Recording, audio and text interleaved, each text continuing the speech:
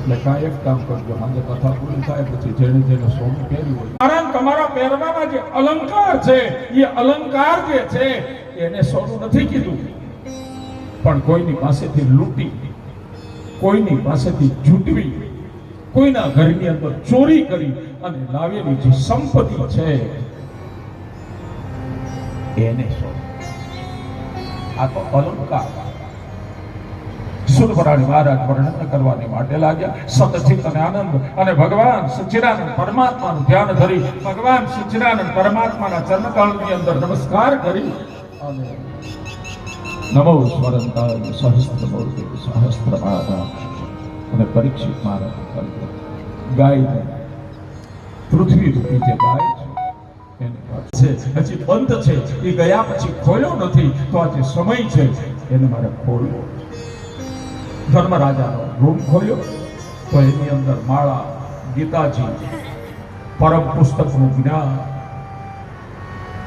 પ્રણામ કર્યા. એની અંદર બહુ રસ નો લાગ્યો. સહદેવનો રૂમ ખોલ્યો, નકુળનો રૂમ ખોલ્યો, એની અંદર પણ ભક્તિ માર્ગના પુસ્તકો હતા, એને પણ હતા. ચોથો અર્જુનનો રૂમ ખોલ્યો તો એની અંદર ગાંડી હતી, શસ્ત્ર, એની પર થોડુંક મન લાગ્યું. આ તામસ બુદ્ધિ તરત સાત્વિક ગુણ, રજો અને તમો.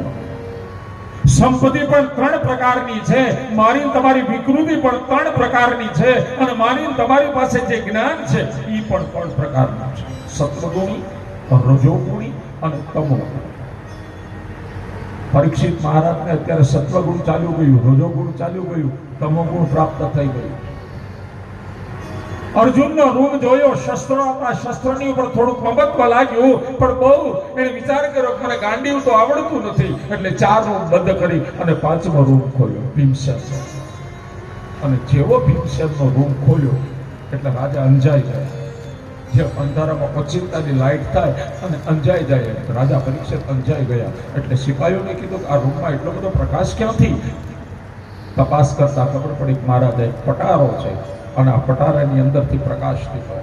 બોલે ખોલો. પટારો ખોલ્યો. એક કપડાની અંદર વીંટેલી વસ્તુ હતી, એકદમ કપડાનો ખોલ્યો, એની ઉપર એક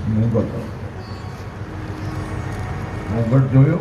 સોનું, રૂપું, હીરા, માણેક, રત્ન ચડિત મુગટ રાજાને ગમી ગયો, પરીક્ષિત મહારાજને ગમી ગયો. સિપાહીઓને કીધું આને સાફસૂફ કરો.